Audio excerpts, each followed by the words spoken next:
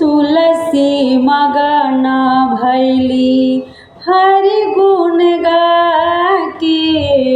तुलसी मगन भैली हरि गुण गाके। तुलसी मगन भैली।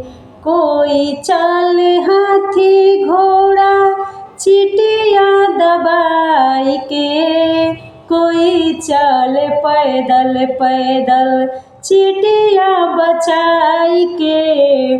तुलसी मगन भैली हरि गुण गाके। तुलसी मगन भैली।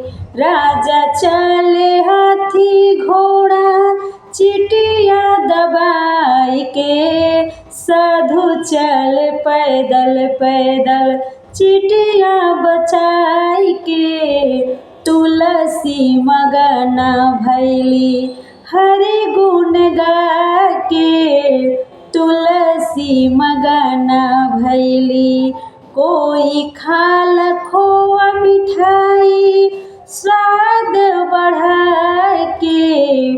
कोई खाल खोआ मिठाई स्वाद बढ़ा के। कोई खाल सूखा रोटी भोगिया लगाई के।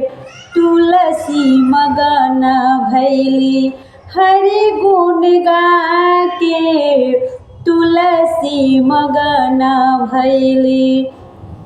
राजा खाले खोआ मिठाई स्वाद बढ़ाई के। साधु खाले सूखा रोटी भोगिया लगाई के।